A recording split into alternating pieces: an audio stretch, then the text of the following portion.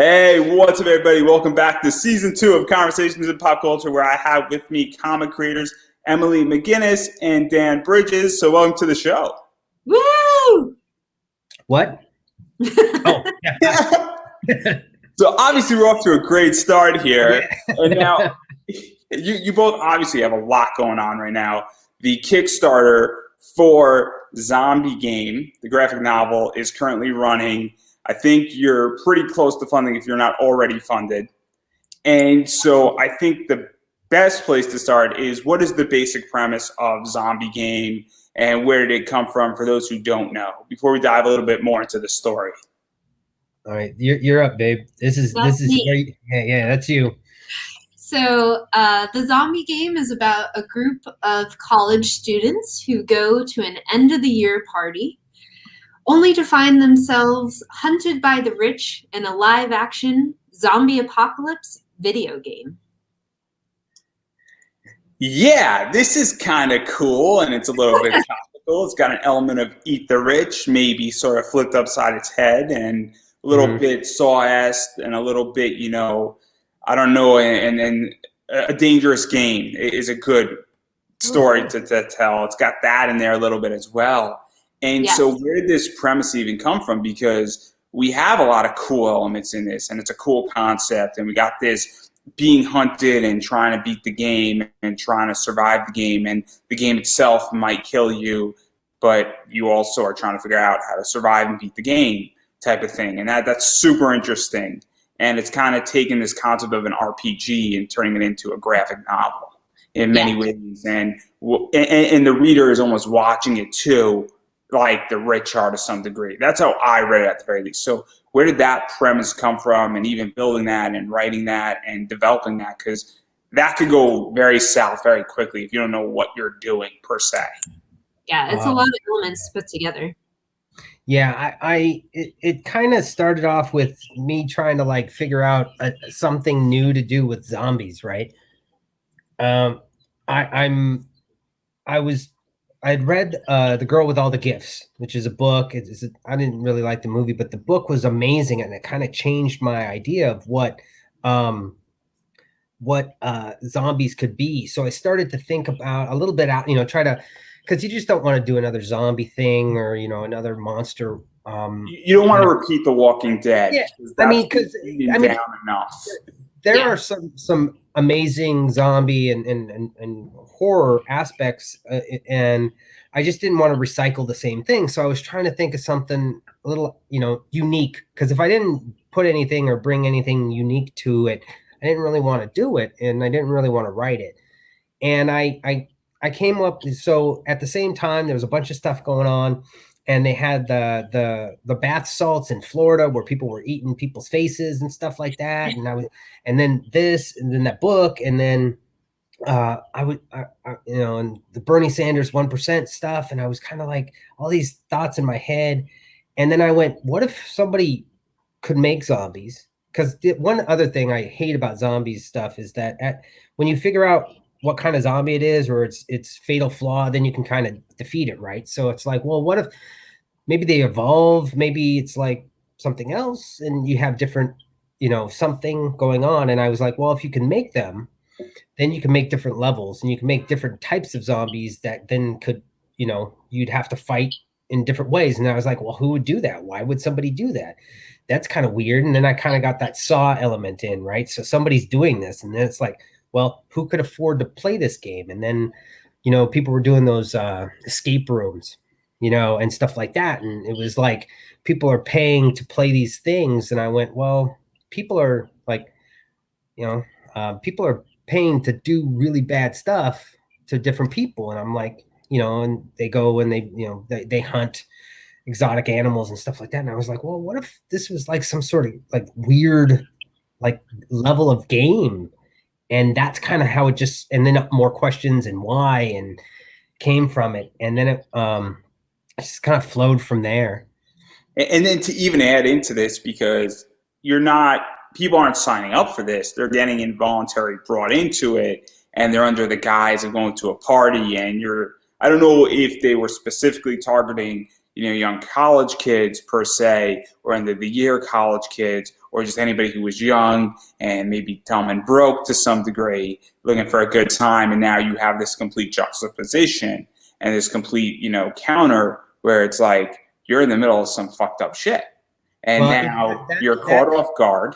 And that adds a whole nother element to it as well, where it's just like, boom, you're expecting a party. It seems like a party. Everybody's being friendly. And now you're in, I don't want to say a war zone per se, but you're in a very dangerous situation where death is legitly like a doorstep away. Yes. And that adds a whole nother dimension to it. It adds a dimension to it that is tricky and awesome at the same time, and also is like super villain bad guy stuff. But now you're having rich people doing it, and it kind of shows the evil of humanity a little bit. Well, that's like I'm a veteran. A lot of my friends and good friends are veterans, and there's this aspect of fighting somebody else's war, and kind of being like, at a young age being used in something else for different political reasons, and then you think it's something else. And so there was that whole aspect to it. And then like Terrence, he plays college football, and he's a football player, but he blows his knee out, and they're making tens of millions of dollars off of his body, and he sees none of that. And so there was this aspect of the have and the have-nots, and who's been used and not. And I really, really wanted to show that. And I just thought that, young, end of the year, wanting to blow off steam. And then this is the idea is that this is something that's happened before, that they it's like this is not the first time that this kind of thing has happened. And so this is now the newest thing. So, but these people are expendable. Yeah. And they're used to be that way, and that's the biggest thing. Yeah, and we're going to get into that too, because it gets super interesting. Obviously, there is some element of scouting that is thrown into this, because there are different levels that people are broken out into. I like the fact that they have little backpacks on, and they mention turtle shells. Obviously, I'm a fan of the Teenage Mutant Ninja Turtles. I am 28, so it is perfectly acceptable. If I was 30, it would not be. Still acceptable. I just make the cut. I just make the cut where it is acceptable. But anyhow, I love the fact that we get that in there, and then they sort of pull it off as a party favor, and then everybody gets assigned different levels. And I'm under the assumption that level 1 is easier than level 2 and level 3 and level 4. And well, obviously that's a nice touch. And well, if these rich people have run this before, then they must know what they're doing in running the game per se, and also maximizing entertainment. And I don't know, and I didn't get to the point, I don't think you guys addressed this, but I think it's a safe assumption that, well, there's probably big money involved in this to some degree. Yeah. I think it's a safe assumption. And well, you have to maximize that entire profit thing. So we get that thrown in there as a safe assumption. And so what was that like, even just doing the level thing? Because that takes it a step further. Yeah, that was, so I wanted to pay a little bit of a homage to like classic zombie movies. So each one was kind of a different, classic zombie like space. And then it was, all right, different types of zombies in each level, which, would make it more difficult. So your first ones, I thought a lot about like Zelda, and you got to find the keys, right? So there's like, and it's like, and you got like slower zombies and stuff like that. And that you can actually outrun. And yeah. Right. So like they're the easiest level. Like right. You can figure it out. You can escape them just by like running away real fast. Yeah. And then the next level, it's the classic farmhouse, right? But they're faster and they're stronger, and angry. Yeah, and angry. And so it just kind of built upon itself each level, and it was like, all right, I have these. Then how does this happen, and where does this go, and who would do this, and how much money would they pay, and yeah. And then what are you spoil going to it, do? but level 4 is a zombie war with all of them together. Yeah, it's pretty cool. And so even I don't want to ruin too much in going into this, but obviously there's a bunch of characters, and obviously there's more characters than we get really insight into. But I think there's 4 or 5 that we get massive insight into, and you can get a free 25-page sampler if you guys and everybody signs up for the email list, and we can talk about that in a second. But you get an idea of some of these people, and so let's talk about the main character, who's Oz. And obviously, Oz is personal to you because he's a veteran. I think he's like 32, so he has way more life experience than probably everybody else. And, well, he is also a freshman, which is sort of cool, too, in this entire story. It's a nice little detail in there. And so he's coming, and I'm not sure what level he gets thrown into, but he sort of likes a girl. And then now he's in this, and he basically says, I want to survive, and that he wants to survive and deal with everything. And obviously he has war experience, he has combat experience, he probably has some form of PTSD, which I think is a safe assumption. And I like Oz, and obviously we take this entire concept with Oz, where we're combining a civilian coming back home and now having combat experience and bridging the gap and actually using what he used in combat to survive, and actually using those tactics for practical use and possibly for his friends and even more people who might not necessarily be his friends in this circumstance. So what was that like? And I'm familiar with veteran lingo. I spent about 15 months working in 2 VSOs, so in DC, so Student Veterans of America and the Veterans of Foreign War. So very cool. It touches home for me in many, many ways. But what was that like, building out this character? Because he's thrown into a very unique situation that a non-veteran character would have a much harder time surviving, minus of being a police officer, probably would do okay as well. So that was kind of like in the veteran community, a lot of times people are like, hey, why do You we get the always have stereotypical veteran type Yes. of character. Right. I think is a good way to put it, where you get this character who is stereotyped in comics, and we don't see, I guess, and I hate to say it this way, and it could sound a certain way, but almost a wounded veteran then surviving. And in this case, Oz has problems, and obviously has combat scars, but he's now taking this and he's almost becoming a hero, and not necessarily going back into veteran mode, but still a civilian now, using those skills in a practical manner. And Well, it kind of breaks that stereotype. And I don't mean to put words in your mouth, but that's how I viewed it. No, that's an accurate way. I think that we also wanted to utilize like his, PTSD aspect as not a negative. Like it wasn't something to like superly overcome. It was something that like because I have a lot of I had PTSD. I had friends with PTSD and stuff, and it's like that old, it's like, oh, we got PTSD, and we're gonna be drinking and all these other kinds of things. And it's like I know that story and that trope, and I just wanted to put him in a position where instead of where a normal person, like I find that a veteran understands that most of our like society is based upon like a veil of normalcy that we all socially accept, that generally speaking people aren't just going to punch people in the face if they look at you sideways. And veterans know that that's a very, very thin veil in a lot of different ways. And they're trained and quick to be able to go past that very quickly. And they'll deal with the shit on afterwards. That's kind of what ends up happening. And so there's people that he's now taking care of and working with that are dealing with it in real time. And he's just like, we just go. And instead of that moment and that where everybody's just, and it's just like, this can't be happening. This can't be happening. It's like, to the veteran, it doesn't matter. That's what's happening now. So then we'll deal with it later. And then he has to deal with certain things later in the, throughout the book, where he has to come to some realizations.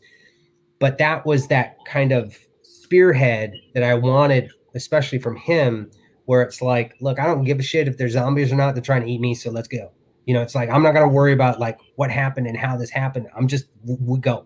We got to figure this out because they were on a timer, and so that is what I wanted to bring to the game itself, and also I wanted to you know, not use PTSD as like a positive, but not show it as like such a negative about everything and every aspect of all, you know, the veteran's life after Right.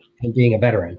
The story is not just about that. Like, Right. it's not just him crying in the corner. Like, we don't meet him, you know, like having a PTSD episode. Like, we meet him living his life and like moving on.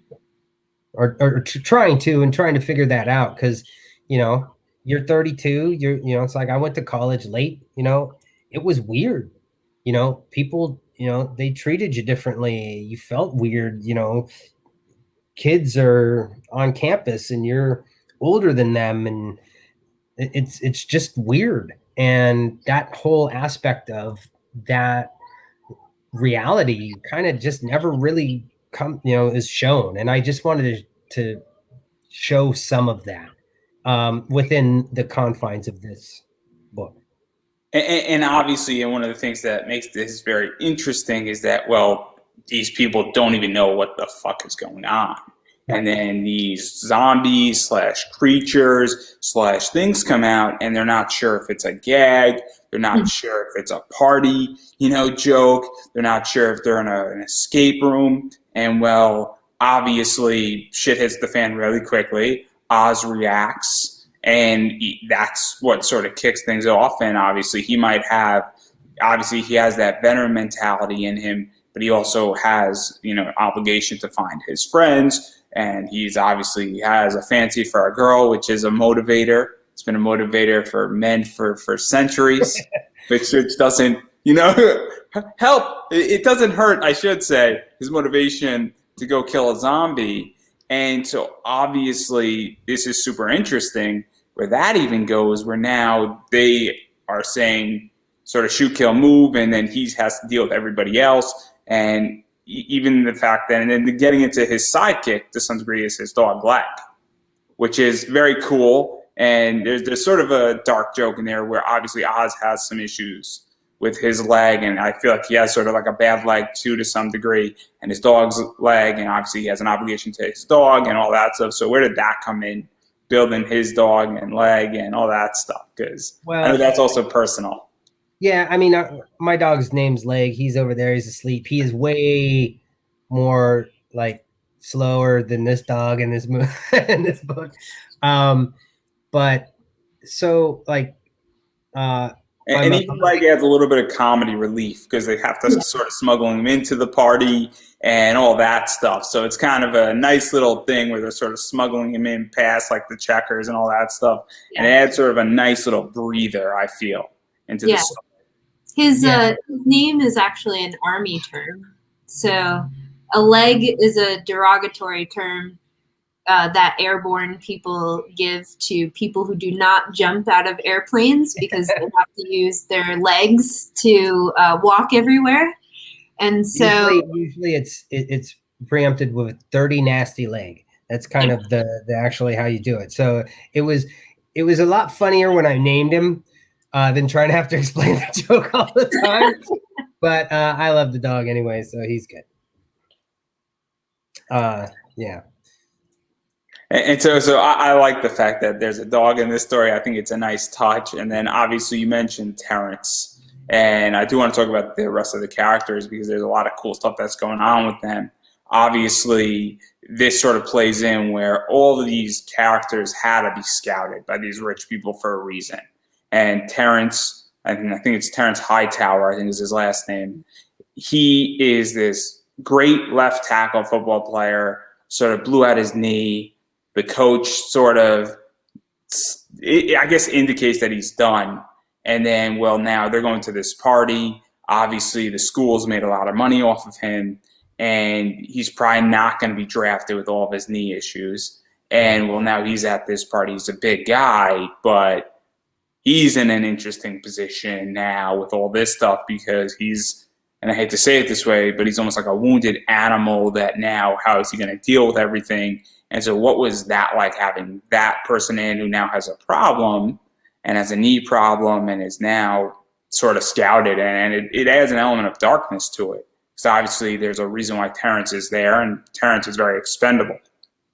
Well, I think that the biggest thing about some of this is that I didn't want, I like to write ensembles, and I didn't want to like, I wanted certain people to be in a horror, book that don't necessarily make it through and don't normally aren't there.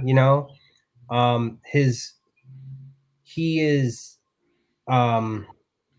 he's somebody that has been used by the system to make a lot of money for the school, and now his like kind of the same way that the veteran has been used for the political reasons and stuff. He has been used by society for entertainment purposes. Because typically you see like the perfect football player who like has it all and is like the champ and ready to take on like the monster or the thing in the house. And our whole team, but especially Terrence, because he developed such a close relationship with Oz, like they really become each other's wingmen. Like they come together like through the game to actually like form a really great bond. Yeah. And a friendship. So it, like Dan said, it was trying to include people that you don't usually see in the genre, and also like having important representation in the book. Like a lot of horror movies are white, very white, and obviously like we are also white, but we want to show diverse experiences. We want to show that like different types of people can be put into the same situation, and that those people's life experience help them through the game. And that also includes like their race and how they are treated in the world.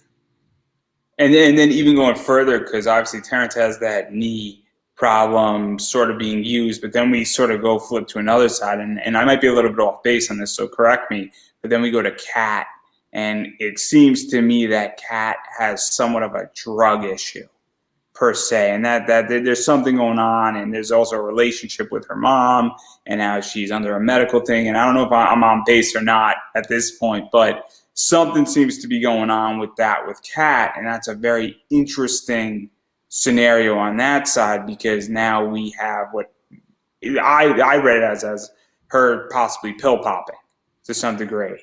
And so correct me if I'm wrong at any point, just feel free to interrupt me. But, she's more like she's on like Adderall. She's like that's more of her thing, where she's been studying, and she does have a thing with her mom. It's actually Lisa. Kat is the friend. That might have gotten a little confused, but so it's no problem. She's that person that is going and doing all the things for her family as opposed to doing them for her, and so she's just studying and trying to be the dutiful daughter, and so she's doing so.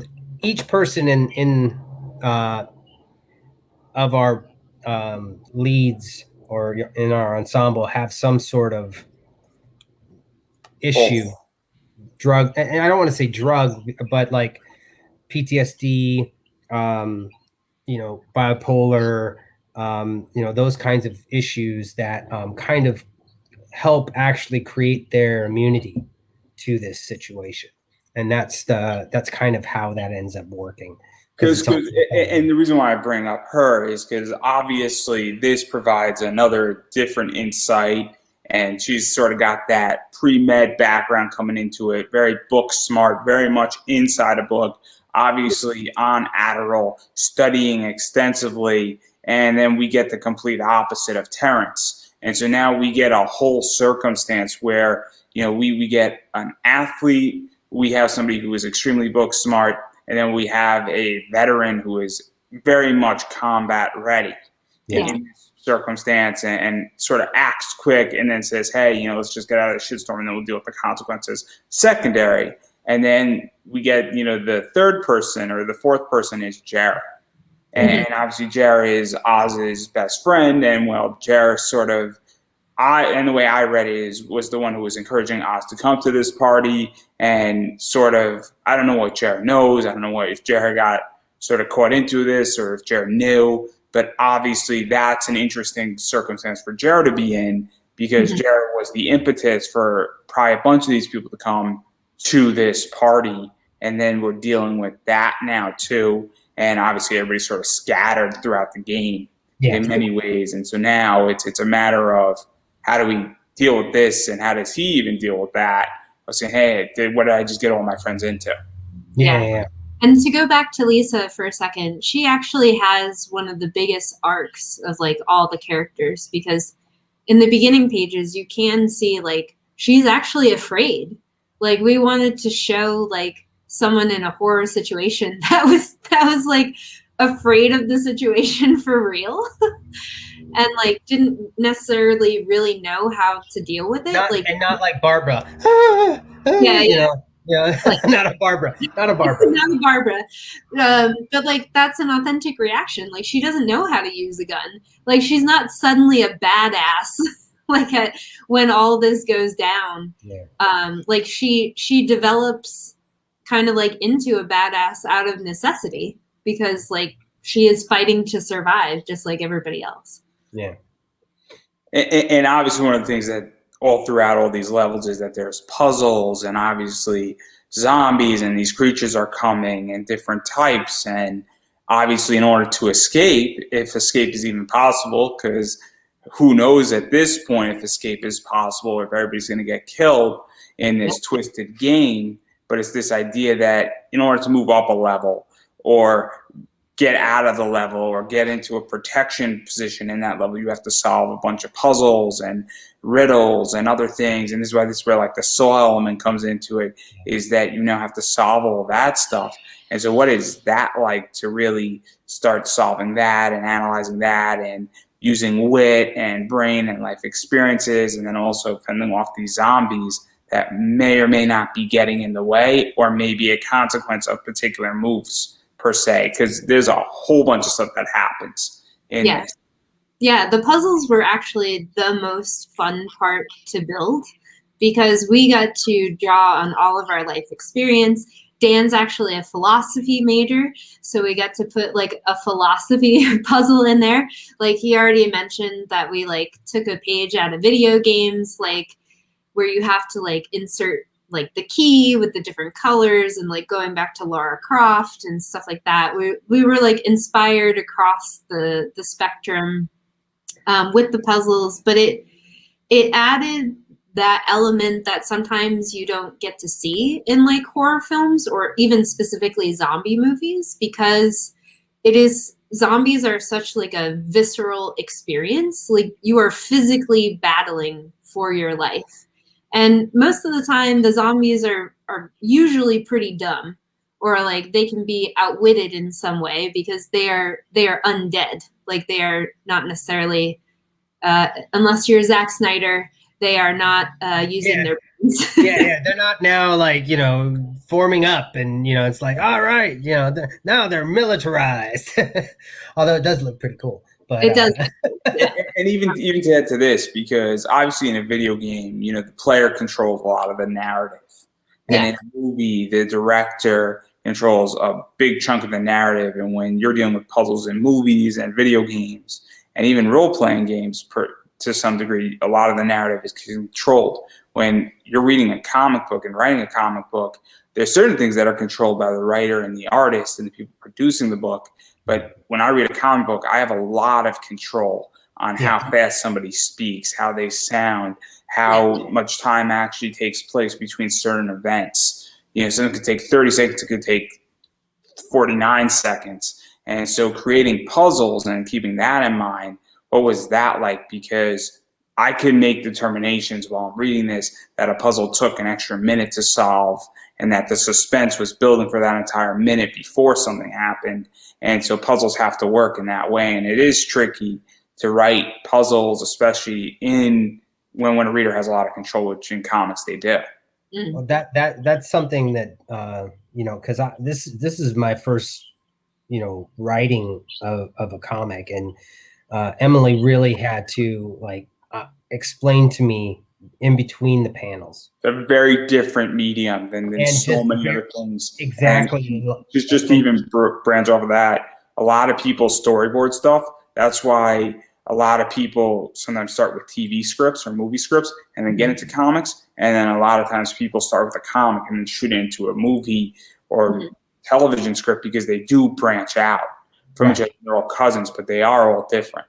They're very different, very different. And so she, because I think in movies, because I watch so many movies and stuff, and she would be like, no, that doesn't work on this. And I think that with some of the puzzles, I really wanted to, I think my favorite puzzle is the third puzzle, because I think it's just different. But there's things about, writing those things and like trying to actually come up with something unique or, specific that would then translate it's not easy. No, we went through a bunch of puzzles. We really worked very hard on them, because it is a visual medium, and the puzzles that Dan had in his head were very complex at some points. Yeah. But you only have a certain number of panels to tell it, and you also have to tell it visually with, like you said, with the time element as well. So it's we have to show it from different angles. It has to make sense how you solve it. And so at the third puzzle, which actually involves a scale, was the most difficult one to explain. Yeah, to explain it is the most difficult. I think that the most I like that puzzle a lot, but it was kind of a unique puzzle in my head, and I think that's one of the reasons why I like the other ones. Are kind of one's more of a riddle, the other one's kind of more of a classic thing. You kind of get it, it's like keys. But the third one was just kind of different, and I liked that there's also different ways to solve it.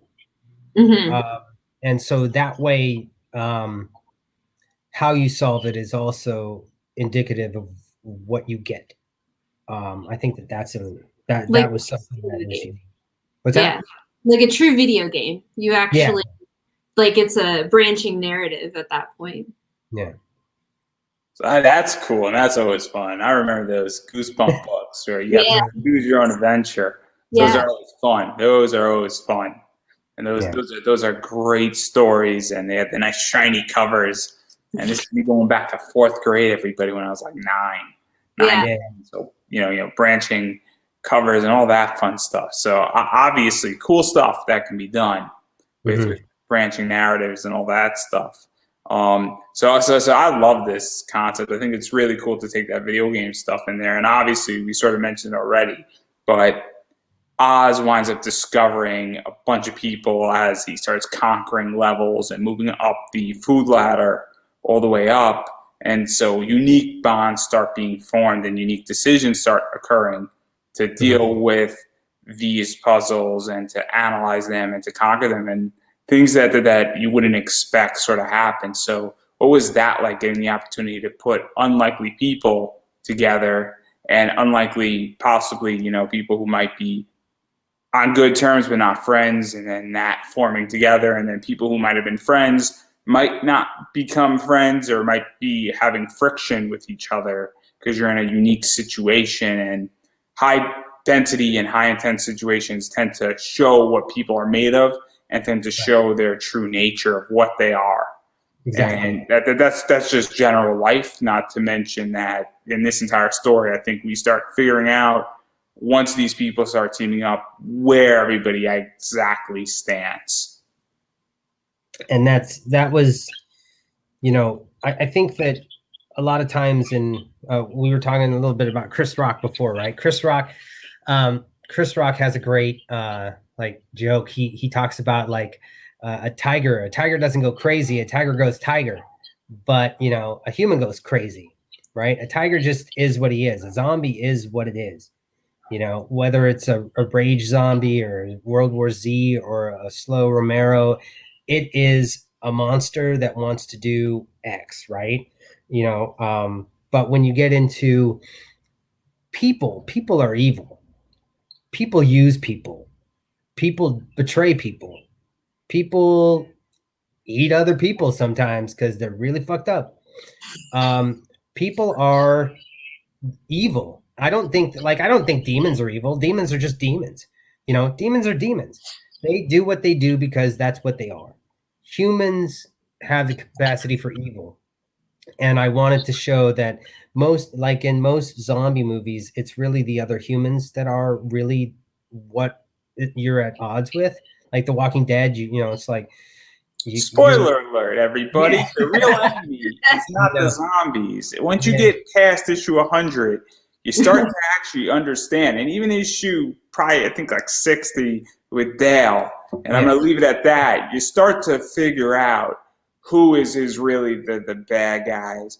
And then you figure out who's even worse than the bad guys sometimes. And again, issue 100. Yeah. Just saying, issue 100, it's a big deal. And what do good people have to do to survive? Like you might think you're a good person, but you're put into that extreme situation. And that's where like the veteran angle comes in again, because they have actually experienced that. Like they have experienced that in real life. They have been put into extreme situations where you might think you are a certain type of person, but then someone is shooting at you. Someone is trying to kill you or blow you up. And it does actually show you what kind of person you are. So they have experienced that firsthand. Yeah.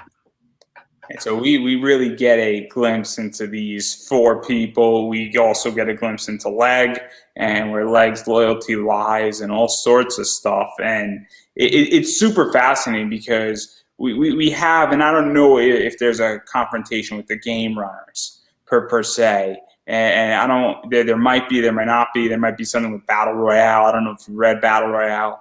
Great book. If you haven't read it, Playboy recommends it. They gave it 5 bunnies for a reason, and they gave the manga 5 bunnies, which is, I think, the only manga they've ever rated, which is shows and it means something.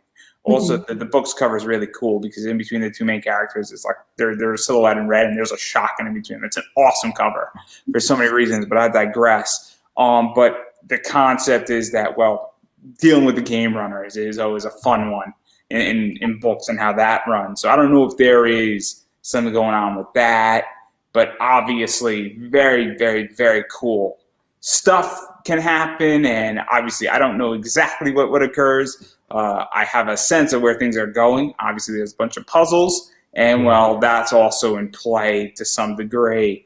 And so, and I'm sure we find out more about why this is happening, who's involved, beyond the obvious answer, being entertained and money. Beyond that, unless there's nothing beyond that, which is perfectly acceptable, because being entertained and money is fun. I could tell you, because I like being entertained and I like having money. But I mean, I'm not saying anything all that controversial at the moment. But I digress. So where does this story exactly go? Is it self-contained? Because there's a lot of stuff where it can go. Is there more to it? Is there a sequel? Or is it that this graphic novel is the whole story and then it's put down and on the shelf for the time being? Because obviously that's out there. And what can people expect with this? Because there's a lot of moving parts. Yeah, definitely. we did write it as a self-contained graphic novel. So it does have a finish, and we can't tell you the end because that would spoil it.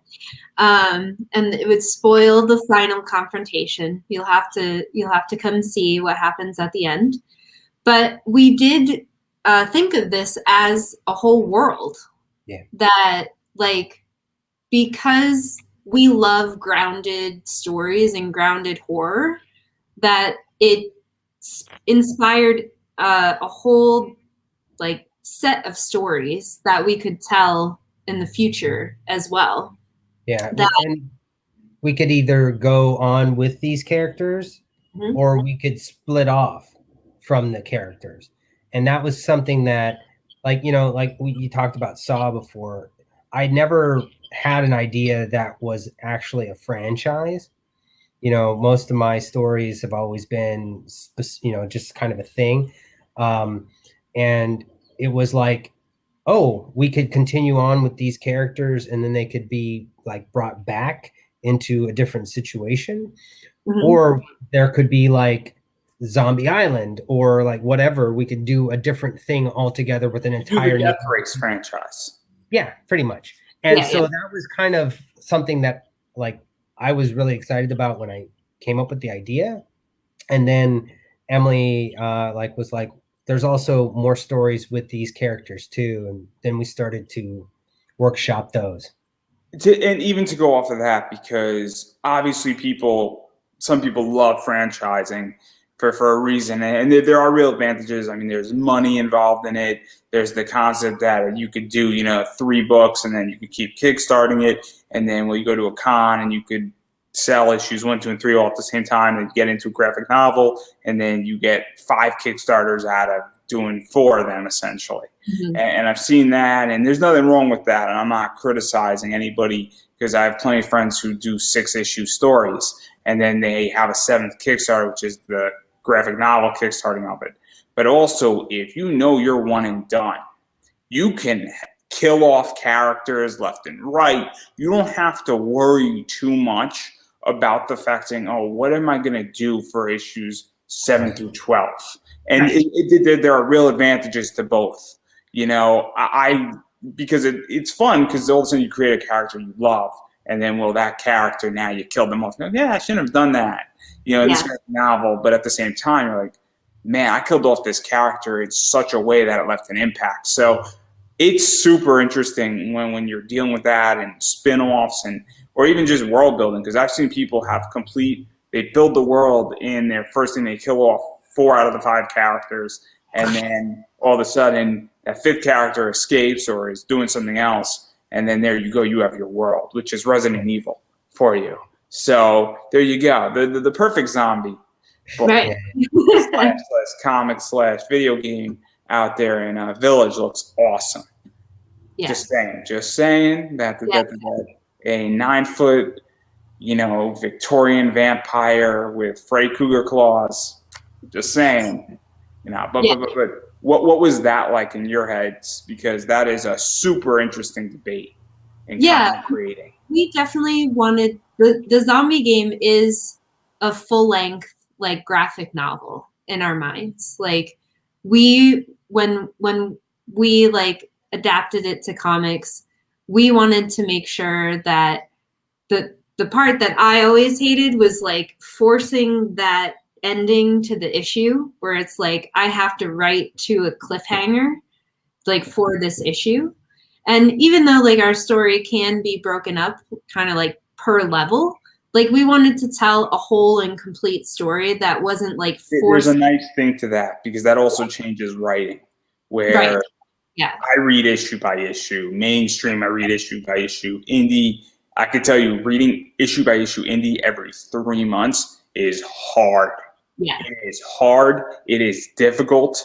There are points where I back out of Kickstarters after issue 2 because I can't wait. And I don't want to wait. And I know people who do 4 a year, which is a lot, every 3 months. And even then, it's going to take you, 18 months to do a 6-issue arc. That's a year and a half. That's a long time to wait when DC and Marvel and Image put out books every single month. I mean, they beat you by 3x. But when somebody releases me a whole graphic novel, it's a easier thing for me to consume. I like to binge read. And on top of that, the industry has changed, where people like Dan Jurgen, who basically killed off Superman in the 90s, he says at cons, he has like 12-year-olds coming up to him saying, hey, could you sign my first comic?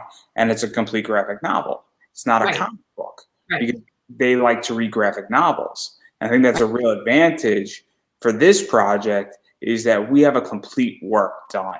We have, 100 and plus 120 plus pages of content.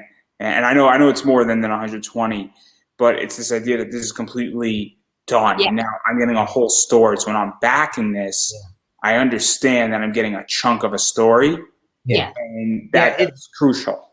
Yeah, it's not, we didn't write to like, oh, there's going to be, another one in 6 months and another book or whatnot. We wrote it as a complete, finished story. Now these people can live and they can go on and all these other things, the ones that survive. Unless you're completely telling lying so that people like everybody dies. But liar. But I don't like that, and I wanted people to have it in their hand and like finish it and get to experience the whole thing and not be waiting. And that we talked a lot about it. Should we do it as episodes? Should we do it? It even goes further, because all of a sudden, anything could happen when you're issue 3 in. I mean, somebody could die, and not in the book, in real life. I want to make that clarification. Where that's happened in series, where legitimately there are series in mainstream comics that have never been finished because they're on issue 5 and then the writer dies. There's been comics where legitimately the writer or the artist died before issue 1 came out, and they finished issue 1, but the art wasn't done on it. And then you have a whole completely complicated entity on what do we do now, because we have a 5-issue series. Just like what happened with Robert Jordan in the Wheel of Time. He ended up dying. They had to bring in a whole writer to finish the series. It was a mess. And so obviously I like complete works, because I think it's the right way to do it. I get why it's not always done that way, because it is a whole different beast to write it. It is a different entity with art and production wise and building it out, and that it does take more skill. There is a hell of a lot more risk involved in a complete work project, but also you're getting a complete work project to people. And we got so lucky that our artist really stuck with us, because that's another huge problem I have with issues, that where not only do you have some cover artists who might be amazing but does not reflect the book in any way, shape, or form. My project, but I digress. She was like, that's not happening. That is not happening. But we also, Pablo Ashala is an amazing artist who stuck with us for a very long time to get this finished. We didn't have to switch artists in the middle. It is consistent, it's beautiful throughout, and that was very important to us too, that we were going to tell a complete story that has an ending that, like Dan said, could go on if you wanted, but there is a definitive ending to the book. You will feel very satisfied that the art is amazing throughout the whole thing, and you have an ending to this book. Just hopefully you want to see more in the future. I want to give a shout out to Lucas, our letterer too, because he was able. The biggest thing about the art is that it wasn't anything that we thought it should look like when we first started this project at all, and I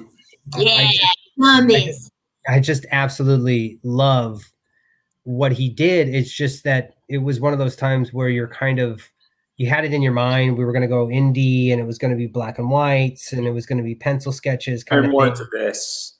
Yeah.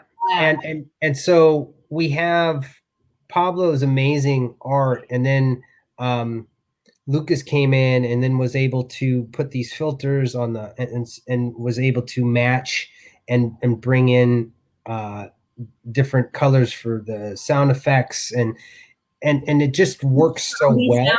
has their own color. It's great. Yeah. Level So has their own color of zombie sounds.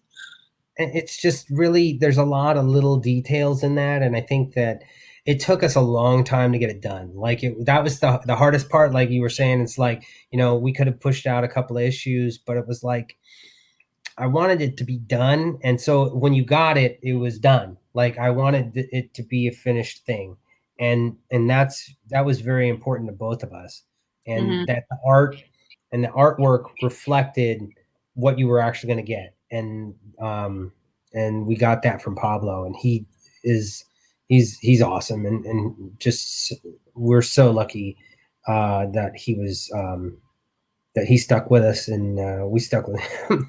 Yeah, yeah, and it was great. Like one of the pages that you put up, where they're like being doused with the drug again in kind of like blues and greens. Like, yeah, the page on the right, here was like intensely complex to both draw and letter, because it's a conversation back and forth, but you're showing action through time.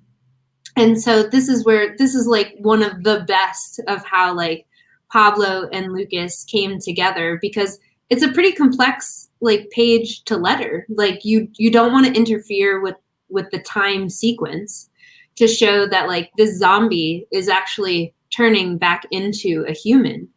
But and so you have to have that balance between like great lettering to like show what's happening and like be able to actually see like what's occurring in the action as well. And then hopefully at the end of the page, it's heartbreaking to see like they're being doused with the drug again.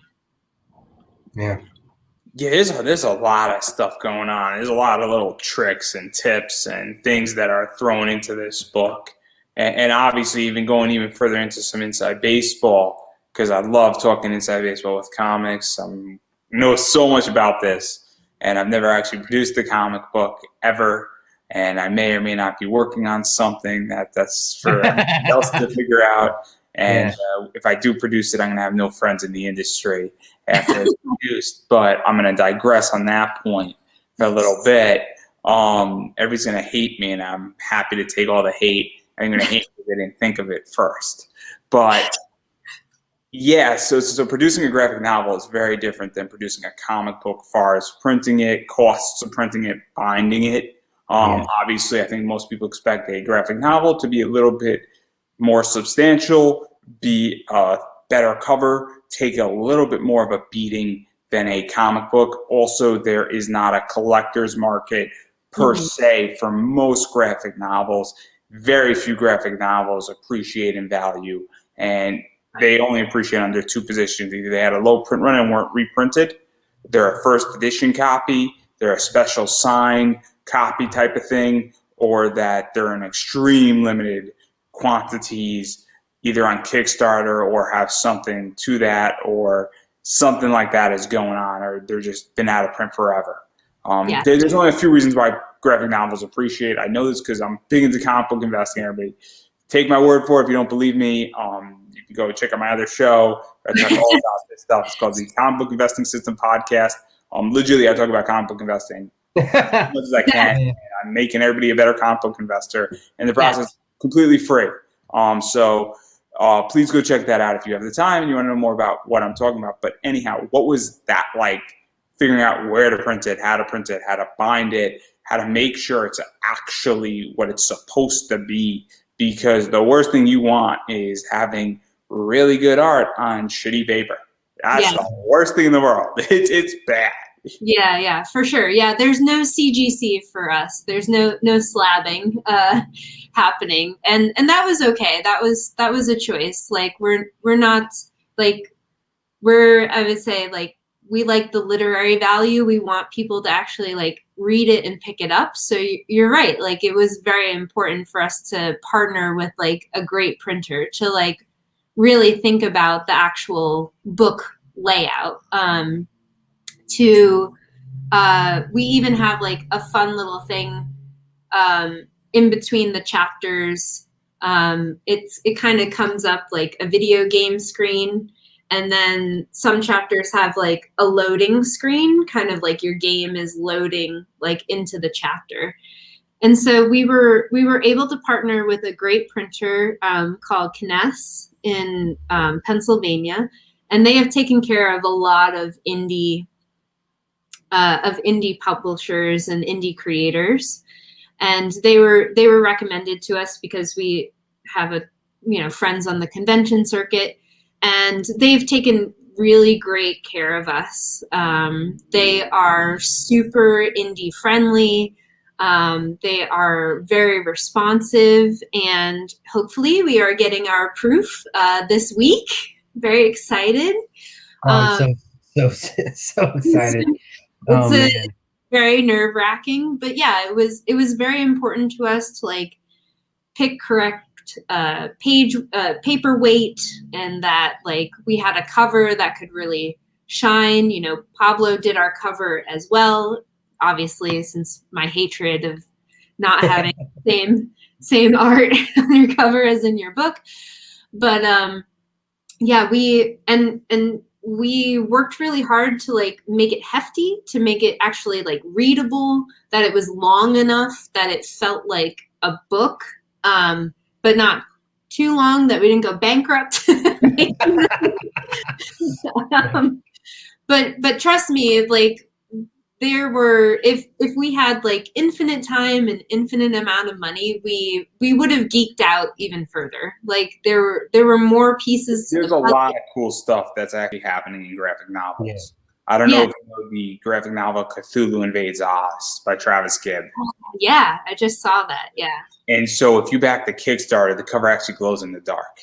Yes, that's so cool. I know. I don't know if you guys know Tyler James.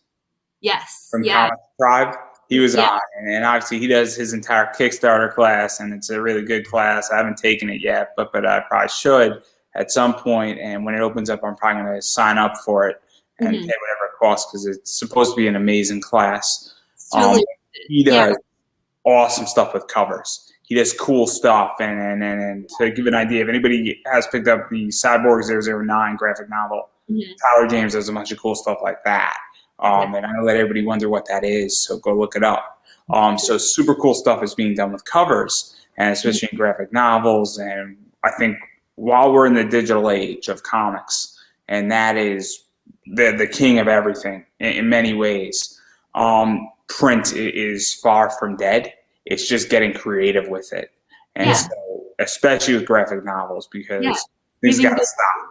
I mean, DNA's been on, David Nakayama's been on. I've had Sun Kumanaki on this show. I've had a bunch of other people like Jason Metcalf, Kanan White's been on, and I'm dropping cover artists for a reason. Eve Ass has been on. Dawn Nateague is coming on tomorrow. JP Roth is coming on also tomorrow with Dawn. Obviously, I'm a big Zenoscope guy, and covers do sell.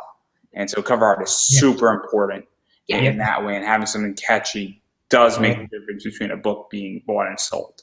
Right. Whether what's inside the book is irrelevant in many ways sometimes. It's the idea that what's inside the book. And also it's nice when you have covers that are actually reflecting what's inside the book. Yeah. Super cool. And not disrespecting any cover that doesn't reflect inside the book, but it's kind of cool when covers actually reflect what's inside the book.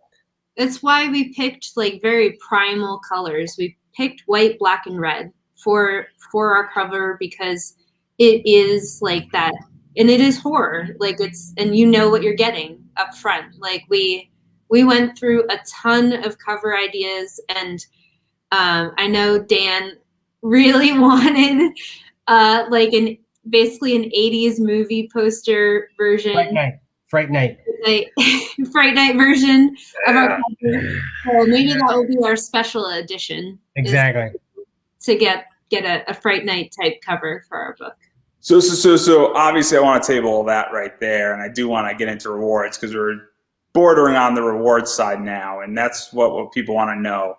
Bunch of rewards are out there. So obviously very cheap postcards I think it's like what, $5 for 3 postcards.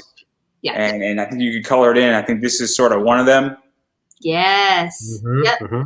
That's one of our postcards there. And we have a giant like range of rewards, like everything from $5 all the way up to our like mega special Bookstagram box, which we were able to release after we funded. It has a whole bunch of like horror authors, and a whole bunch of all of our other rewards. So it's a bunch of different tiers. We have a coffee table book. We have a companion coloring book that actually goes with the graphic novel. She drew it and she did the whole thing. So, going through some of these rewards. Lake Zombie Adventures. Yes, it's so from the dog. Let's talk about some of these rewards because there's a lot of stuff going on. So obviously you could pick up the book digitally, which, as I stated, I think digital is king. There was a debate, and I obviously was on one side, and a bunch of the people that I interviewed were completely on the other side 2 years ago, and they were all wrong. They were all wrong because I think digital is the king of everything. I think if we're not doing anything digital, this is very much a digital product, what we're doing right now. And I was doing digital before COVID, and when COVID hit, I got all in on digital, and I think it's the king of everything, and I think that it's going to stay that way indefinitely. So obviously a bunch of digital rewards. So that's something that you guys offer. Then you offer a bunch of digital, I guess, fast rewards, which is the book and some other digital comics and some other, I guess, short stories and some other cool stuff is thrown into that. So that's kind of cool for people who want more horror stuff, because one of the things that happened at Barnes & Noble that's a problem is that they used to have buy 2 books, get a 3rd one free.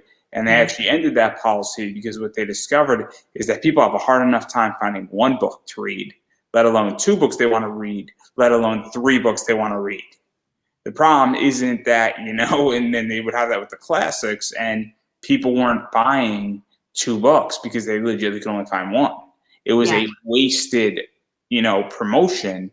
And so obviously that's super cool. And I think that goes into your mega pack as well, where you're providing a lot of answers probably to people who say, I like horror, but I don't know what to read in this subject. Yeah, absolutely. And that's where we had an awesome partner and like Ben Temple Swift.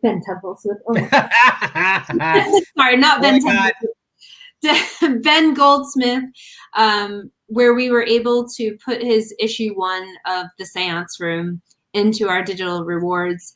And Aliana Poe gave us a great literary short story set for your digital rewards as well. So we just got so lucky that like great comics people and great horror people helped contribute to our campaign as well. So yeah, like, and if you get a digital reward, like we just wanted a lot of bang for your buck. We wanted to make sure that you got to like explore a cool comic artist that's not just us, and that because we love the medium. We love horror and we love comics. We wanted to give you even more.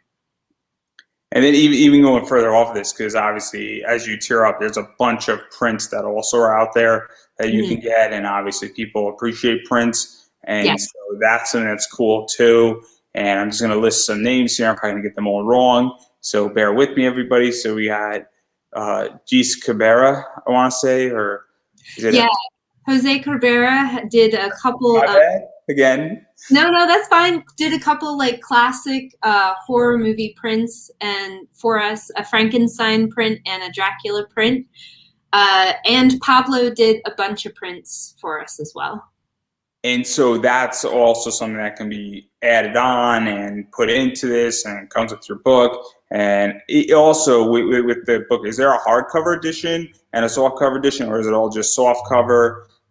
All soft cover for now. We wanted to save the hardcover for like the special like foil edition. Yeah, I really wanted the hardcover. It's it's something that we still I still pine over, but Yeah. Because a lot of people now with graphic novel releases do a special edition hardcover, and that's a very different book, and then they also do soft covers, and then they also do standard editions, they do special editions, and I go back to Travis because that's what he did. There was 3 or 4 different versions of the same book, and there's a hardcover, like glow in the dark, and then there's a standard edition for just everybody sort of else, and he ordered books, and you can only get the glow in the dark on Kickstarter, and he had a few extra, which made a lot of sense. And what was cool about him is that he was about $200 short of meeting that glow in the dark, and he just did it anyway, which was awesome. Yeah. So we didn't meet that stretch goal, but he said, hey, $200 is close enough, where for the $200 it cost him out of his pocket, it really wasn't that expensive. Right. Considering, and everybody was so close that it was legitimately, everybody was like pushing, and like 50 new backers came in at the last like hour. It was a super cool moment. Super cool. It looks awesome too, which is super cool. But yeah, no, hardcovers with stuff like this is the way to go, and definitely throw it in there. Throw it in there. Yeah, we do have a couple of goals that we want to meet first, and we're almost actually to our first stretch goal.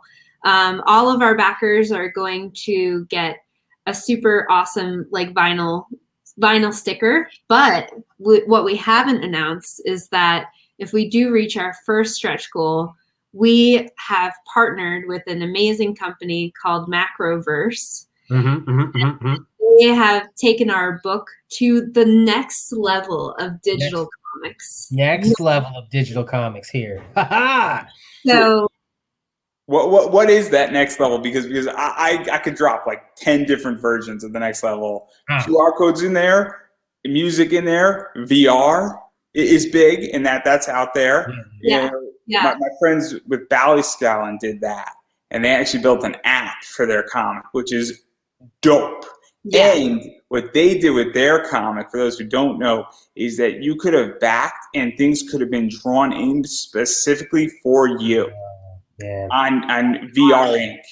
And also they were doing sketches in VR, and you could buy original art that you could hang up on your wall. It looks good as it is. And then you have their app, which is ultimately supported because running an app technically isn't that expensive anymore. You could then put it up. So obviously there's a million different ways you could go digital to the next level. You could go, and what they did is that with their VR, and I don't know if this is your intention, this is the next level, I'm just throwing this out there. One of the things that they did is that there were scenes off that were not in the comic, that were almost prequel panels to their VR. So a lot of cool stuff going on. I've seen QR codes. I've seen complete soundtracks with comics. I've seen, things that are almost webtoon comics. I've seen the comics become digitalized, which is super cool. Hopefully you're not building NFTs out of this. I will end this interview right now because I hate NFTs. No, Macroverse does actually have their own app, and they have actually a bunch of creators on there, and we were lucky enough to partner with them because they are really storytellers at heart. So like in the beginning of digital comics, like it was really weird and awkward. And they have actually built up their own app in a different way because it's a different way of storytelling. So it is much more cinematic, actually, like a movie. And you get to move, tap, and swipe actually through our story, like at your own pace. That makes it much more like a movie. And that is a product of like the technology they've developed on their app. Jason Brubaker is on Macroverse as well. So there's a bunch of like cool creators, but we fell in love with them because of the way that they tell stories. Like, I'm sure they're gonna hate me when I put my project out there too. So. My project is the antithesis of everything that this is meant to be. Perfect. Great, we love it. So obviously that is something that is also coming down the pike, and reading digital comics and changing that up. So obviously that's out there too, and I'm not going to push too hard on that before I get you and me in trouble. Because I'm going to get myself in enough trouble without anybody's help. Exactly. It's what I do best, and I didn't say I was going to be poor doing it, though. I just want to make that clear.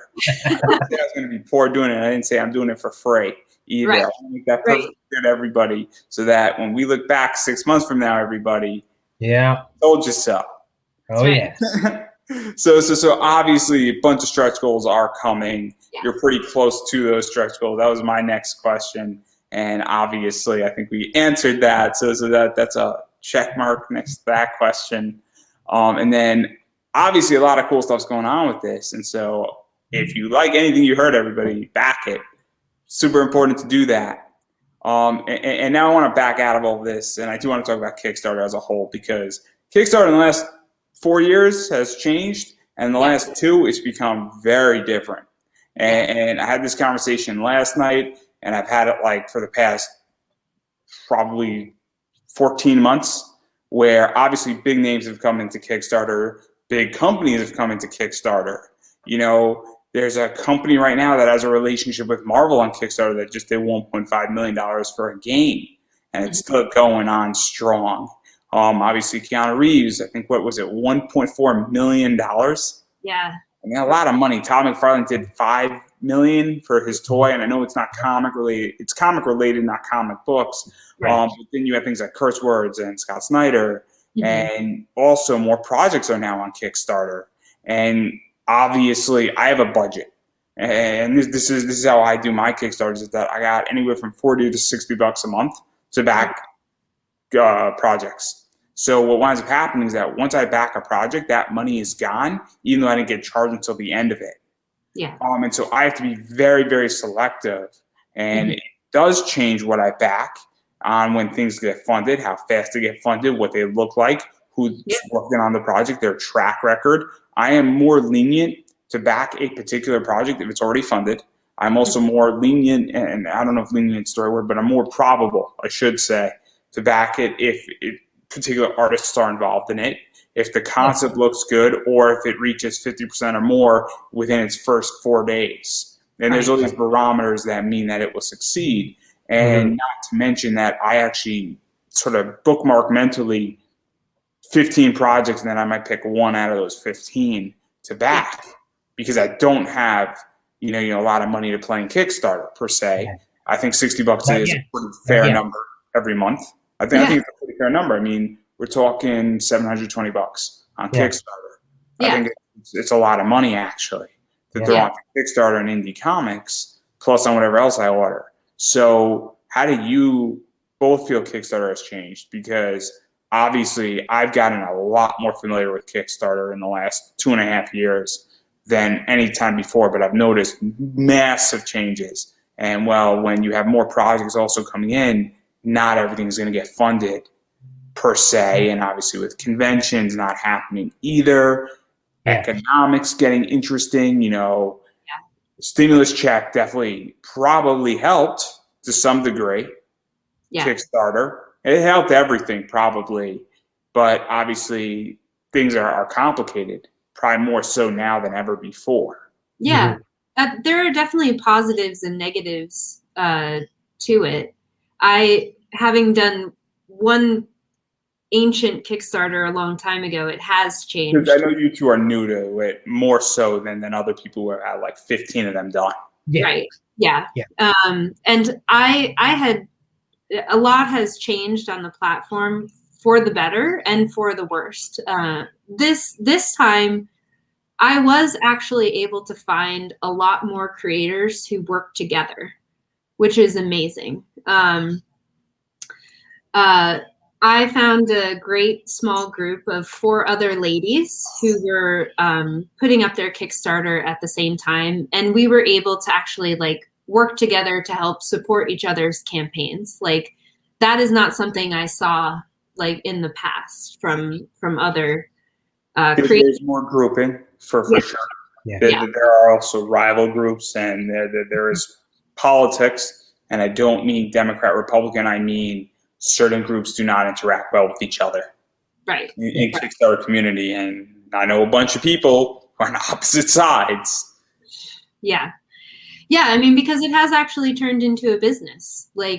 Creators are able to use the platform to make a self-publishing business, and you can interact directly with fans, and publishers have a huge role in the industry, and they always will. But especially for like maybe stories that are a little more off to the side, or like for newer creators, like it is an opportunity. Like if you, for instance, like take Tyler James like comic course, or Russell Nolte like also has a great course about like how you effectively like use Kickstarter. You can be a little fish and you can actually connect to your fans. Yeah.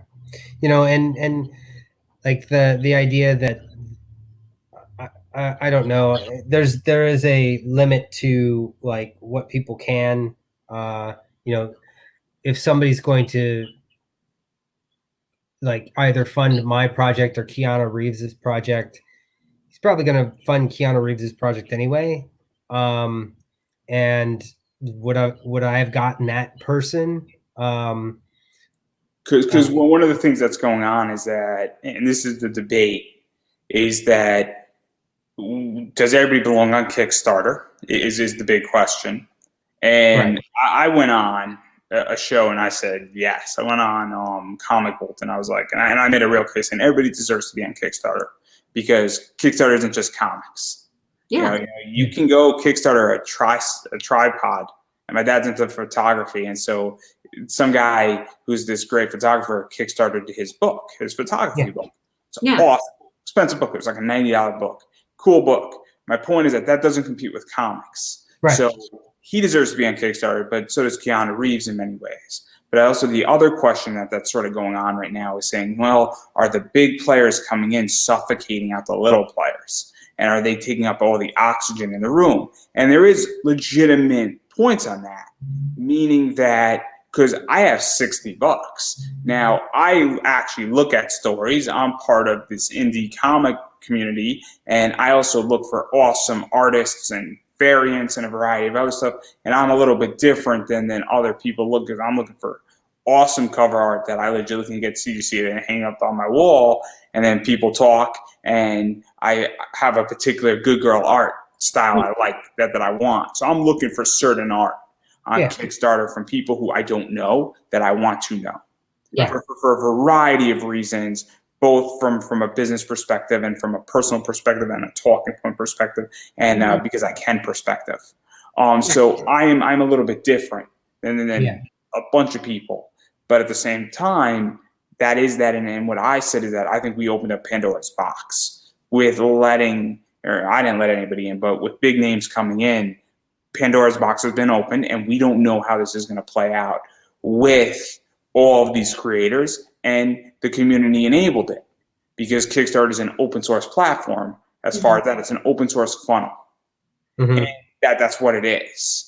And so the community enabled it by backing and giving $1.4 million to Berserker, and giving $120,000 to Curse Words, and giving $300,000, almost $400,000 technically to Scott Snyder's Nocturna.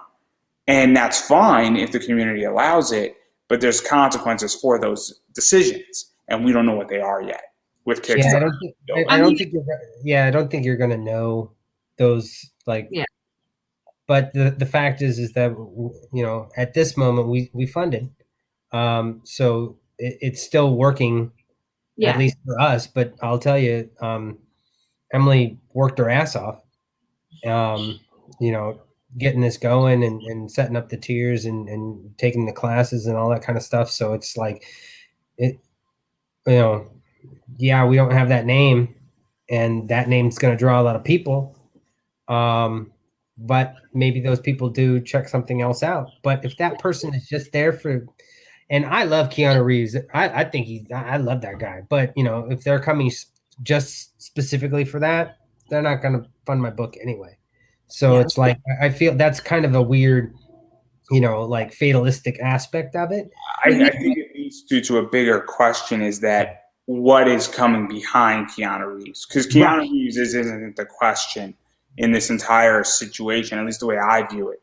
And I'm into business. This is my entire business. When I'm buying and selling a lot of money with comics, and then when you're moving books a lot, and I'm moving anywhere from 40 to 80 books a month, at profit margins that are anywhere from 20 to 30% on every single book, I'm keeping my finger on the pulse, because I'm just waiting for Marvel, DC, boom, And that's where this gets super complicated, is that what happens then, because it's not the issue anymore of, I guess the issue becomes for me is that it's okay when they're funding Green Lantern issue 5 on Kickstarter, and that's a cool thought to some degree, and now it's direct to consumer, but also all these people are moving out of Diamond. I mean, the writing is on the wall where certain things are going, and I think it's going to be both good and bad. I really do, and I think it's going to be awesome, but I think it's going to be super complicated, and I'm going to be entertained by watching it. I don't know about anybody else here, but I think it's going to be good for indie, because Keanu Reeves' book and your book are on the exact same playing level on Kickstarter, technically.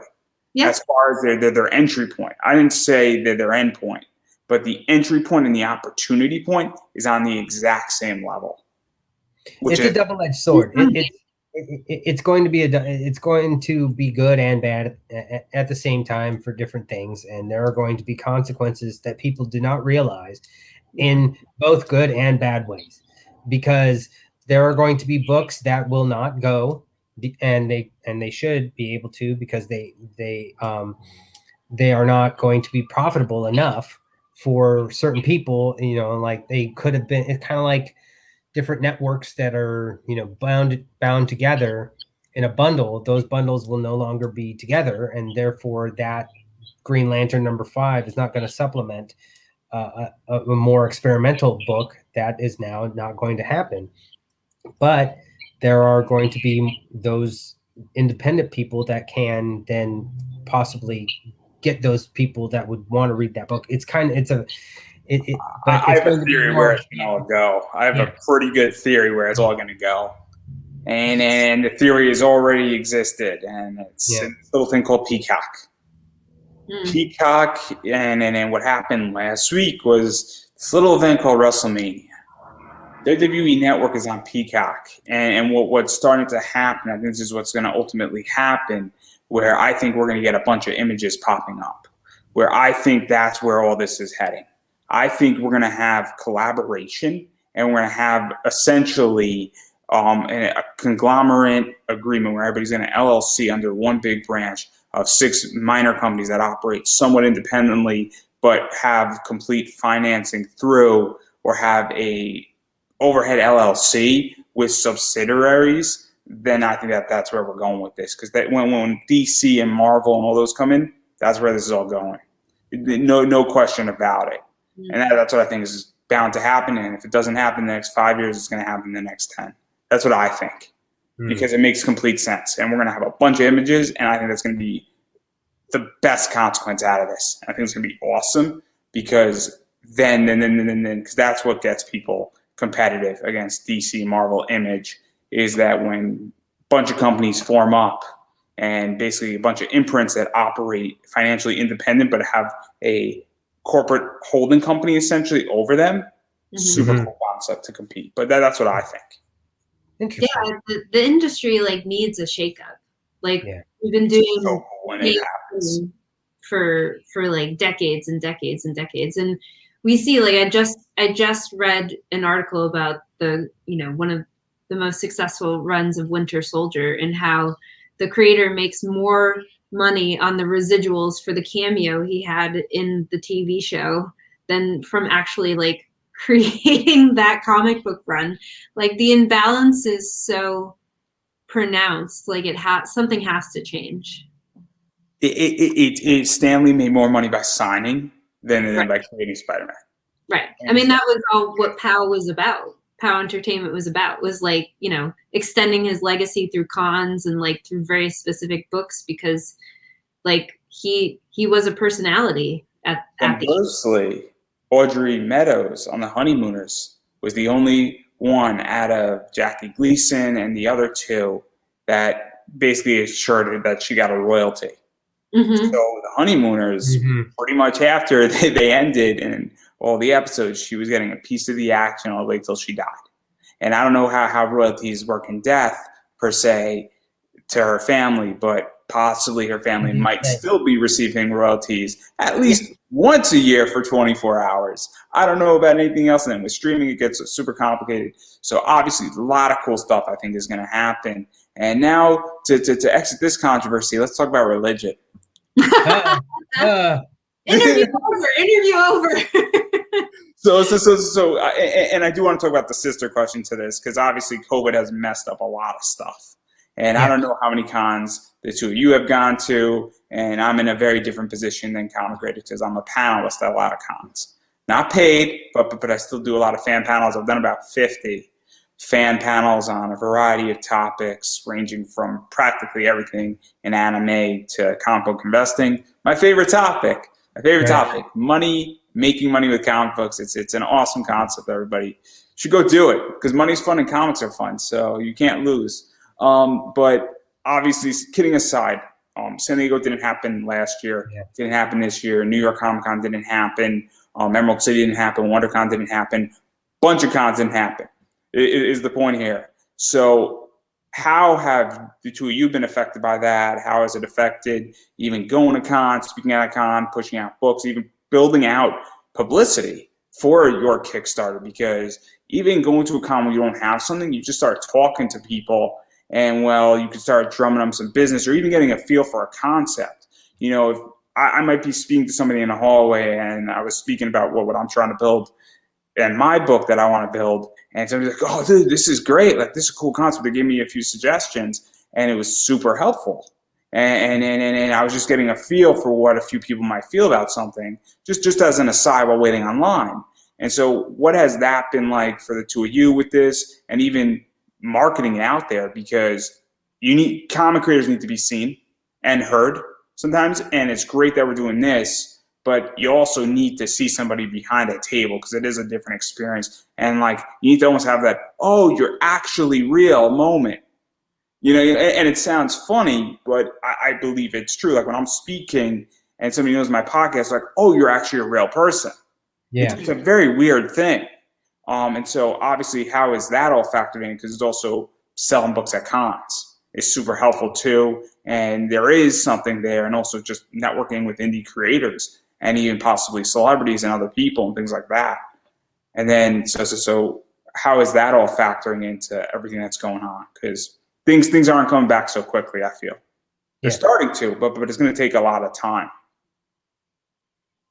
Go ahead. Yeah, funnily enough, our third date was a comic book convention.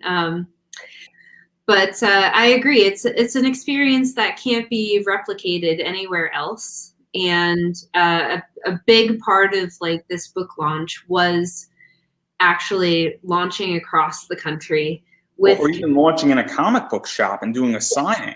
Yeah, right. And that's a whole tricky ball game as well. Right.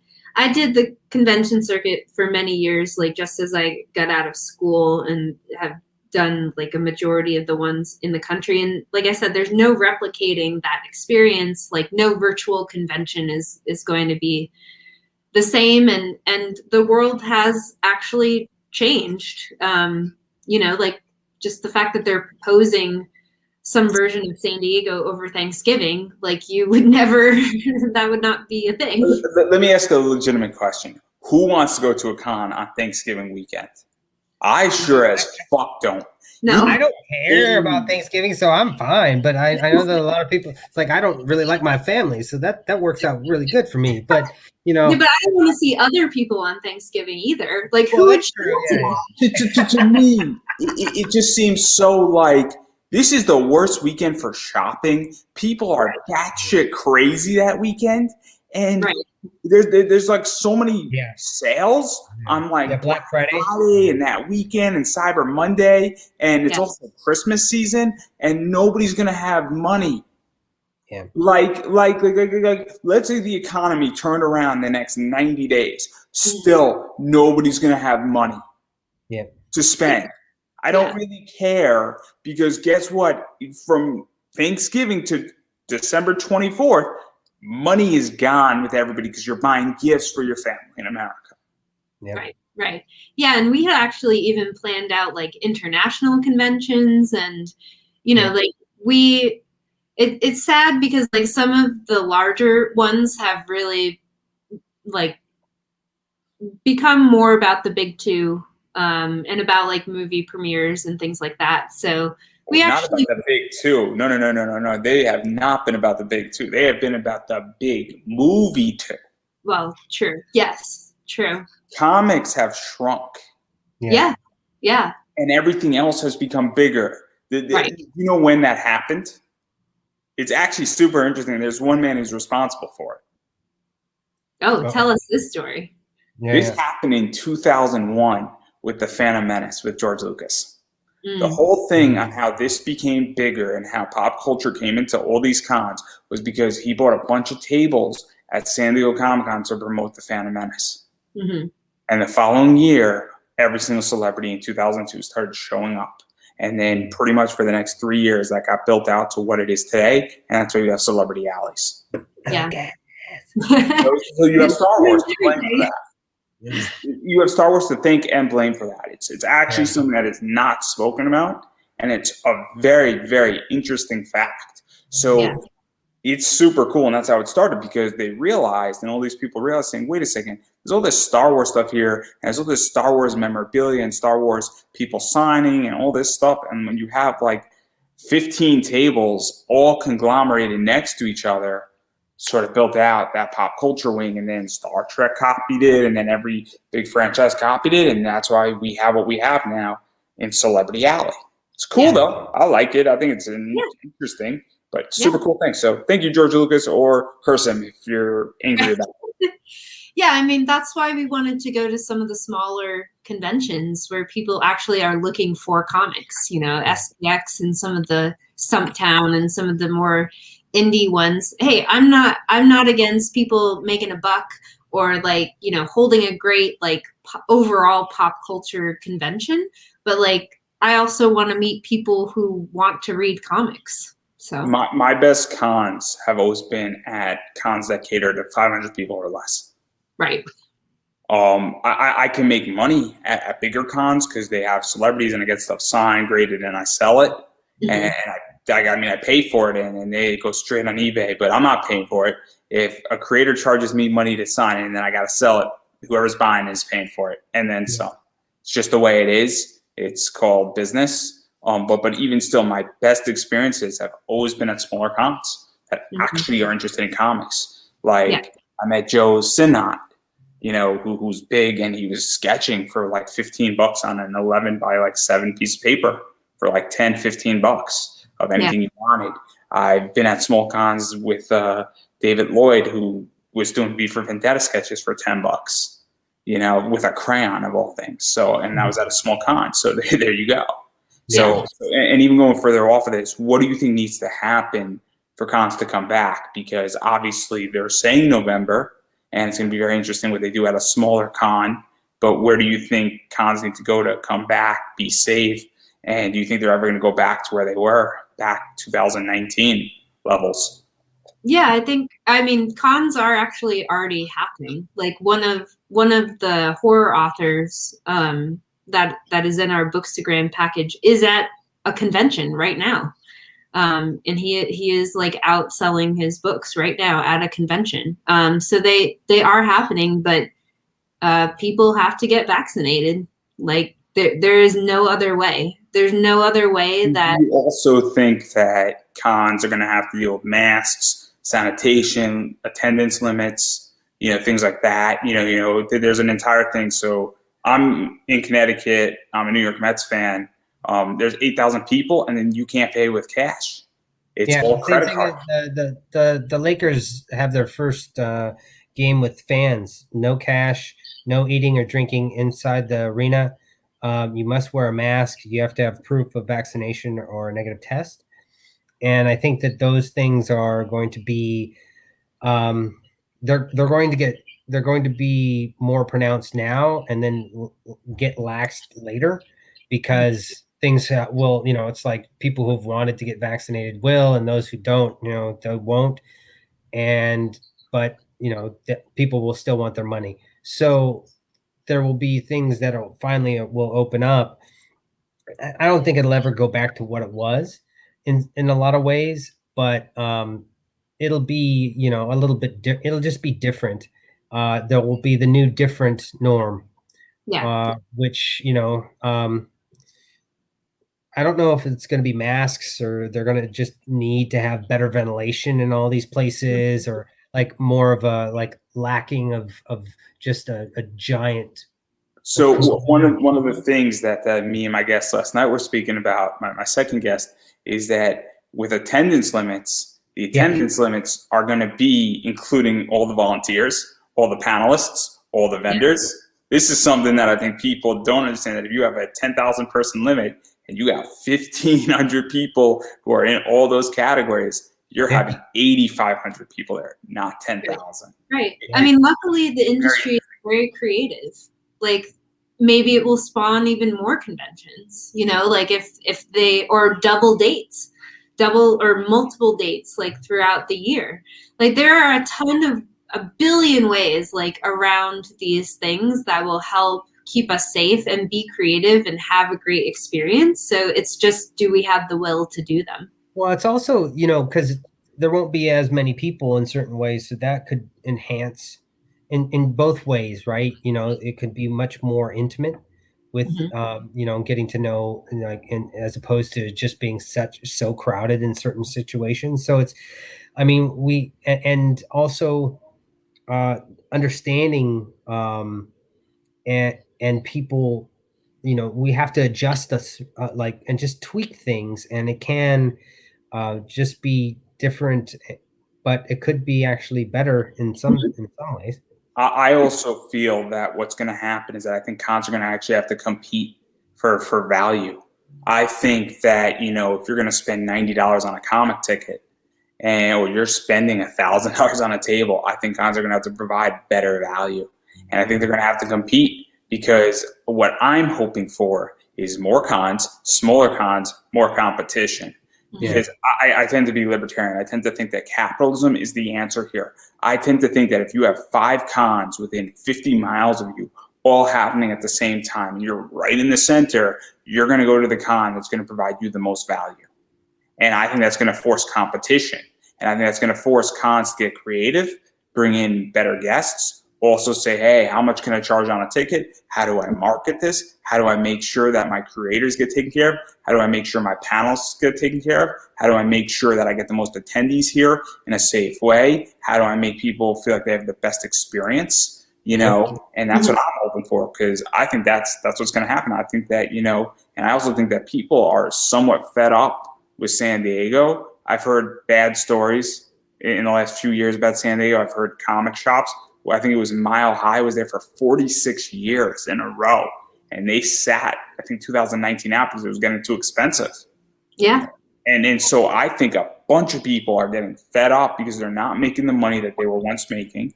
And I think small cons are going to come in and take a big chunk. What was it, in 2011? Image took 11% from Marvel and DC out of nowhere within like a 2-year time period, and has maintained a good chunk of that, if not more. If they might have even taken more now. And I think a bunch of cons and small cons are going to go do that. And so that's what I'm hoping for, because I want to speak at smaller cons. I don't like talking at big cons. Big cons are fun because I stream all my panels. I get more views on my stream panels than I do in the room that I'm in. So it's crazy, but I digress. We've been speaking for a while now, so obviously, I don't know if you guys have anything else you want to add to the con world. I spoke a lot, and you could detest anything you'd like to detest or challenge. I'm more than happy to accept that challenge gracefully, and I'll just walk my head in shame away. No, that's good, man. It's going to just be, it's going to be interesting. I think that's the best way to describe it, is that we can theorize, but it's going to evolve. And how that's going to evolve will take a bit of time to kind of shake itself out. Yeah. And so on that note, and obviously evolution is a necessity, you have 2 choices in life. You either evolve or you die. Right. It's one or the other. So on that note, though, I do want to give both of you an opportunity to promote yourself. Where can people find, the Kickstarter? Where can people find Facebook pages, Twitter pages, Instagram pages? I would say you have a TikTok, but I'm going to take the gamble that I don't think so. Correct me if I'm wrong. All the No, cool kids have TikTok. no. Yeah, I'm more afraid of the Chinese and stealing all my information. Leg So had a TikTok for a short amount of time, but I yes, was forced to take it down. So, yeah. yeah, you can find us on Instagram at The Zombie Game. Same for Facebook, The Zombie Game. If you search Kickstarter, it's at, guess what? The Zombie Game. And yeah, we made a nice short bit.ly link as well. So it's bit.ly/the zombie game. We tried to keep it super, super simple, but you can always go to our Instagram account and find us there. Also, basically it was just because I couldn't remember anything, so she had to make it really idiot proof. There you go. well, also the nice thing about Kickstarter, and I don't know whose name it's created under, but if you type in creators' names, also things pop up too. So obviously, if you type in certain creators' names, things pop up. I'm pretty sure that if you type in zombie, Kickstarter will make some recommendations, and I'm pretty sure it's in one of those recommendations as well. Yeah. So obviously, there's a lot of stuff that, a lot of ways to find it. So keep that in mind, everybody, that if you're looking and you just say, oh, zombie, and you just type it on Kickstarter, chances are it's going to pop up. Yeah. We're also a project they love, so you can find us in that category too. And also, I'll be attaching a link down below promoting this out as well for people to find it on Kickstarter. And then obviously, I'm pretty sure that from Kickstarter, it could be attached in many other ways to all of the other social media. So that's super important. And on that note, I've been saying it, and I think I've been saying it almost 100 and probably 60 times in the last 13 months. 13 months I've been doing this, live streaming, interviews, and all sorts of fun stuff. And I'm getting really tired of saying it, everybody, so please do it. You got to back indie. You have to back indie projects, indie creators. Typically, the best way to do that is backing them on Kickstarter or Indiegogo or other crowdfunding platforms. And obviously, if you have the money, whether it's $5 or it's $100, every little bit counts. Super helpful. Nobody says no to digital. Obviously, a lot of people want you to back the physical stuff, but if money's tight and you got a little bit of money, back the digital. It's better than nothing. So please go do that. And if money is tight, which I get completely, obviously, COVID's been rough for a lot of people. It's been rough financially, and I want everybody to take care of your wife, your boyfriend, your husband, your girlfriend, your dog, your kids. If you got kids, please take care of them. Make sure your mortgage is paid for. Make sure your rent is paid for. Make sure you're up to date on that. If you're behind on that, pay it. It'll save you in the long run. Pay it. This is the free financial advice of this show. It'll save you in the long run. Make sure if you got debt, take care of that too. You don't need to put this on a credit card for 24.99% APR. Please don't do that. Just share it on your debit card. Share the link. Much easier. Yes. But all joking aside, make sure that you also have money for the next month, and make sure that you're in a financially safe place, because it is super important right now. We don't know exactly when this is going to be over and what the damage is going to be done, and where people are going to be come July. It looks like we're turning the corner, but obviously there's a lot of stuff happening. And so if you're in that circumstance, you should be following people on social media, because it is super important, engaging on Twitter, Instagram, Facebook, sharing the Kickstarter, liking posts on Twitter, Facebook, Instagram, TikTok. If you find a TikTok, you never know, they might be lying. I'm just saying. Literally, like if you like this and you can't support us financially, and I totally understand that if you're in that position, just say, hey, look, this is a cool thing. Throw it on Facebook, tweet it out, whatever it is. That's cool, and that could just be the way you back us, and that's totally awesome. Also, there's another very important thing, and it's the email list. Because the first 25 pages, if you sign up for their email list, is free. And so let's say you're on the fence with this Kickstarter. And I did say we were going to talk about it. I didn't forget. But let's say you're on the fence. You're like, hey, I don't really know where this is going.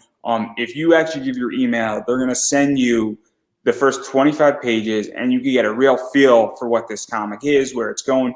You can see parts of the art. And it is super important.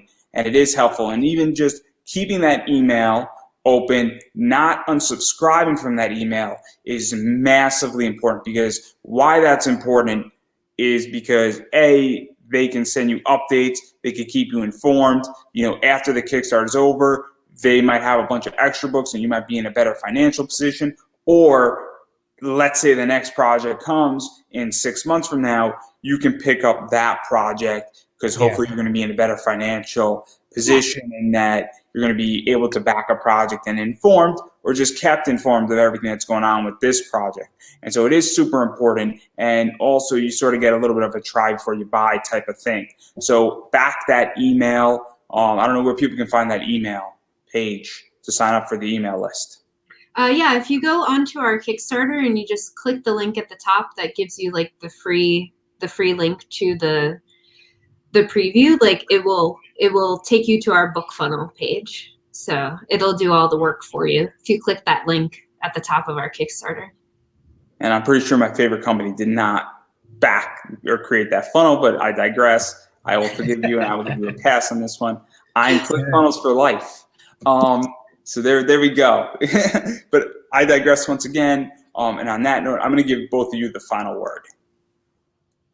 We are so thankful for all our backers so far. We're so thankful that we found like fun people who really like believe in our project. Yeah, and like I said before, just if you can't, back us financially, it's totally cool. Tweet us out, whatever. And thank you. I mean, for sitting through this. It's an hour and 46 minutes. If you're still listening to me, I mean, that's pretty amazing. You should give yourself a hand for that.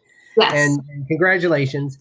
And thank you. Just, thanks for like letting us be in your community and being a part of like indie creations, because that is one thing about like all this craziness is that the indie community has just been awesome and very supportive and just very interested, and that's really cool because most people just they tend to just want to smack things around and say but like with real indie stuff, people are just really interested in the process and in the storytelling, and we're just really excited about that. So thank you very much. And I couldn't have said it any better than myself.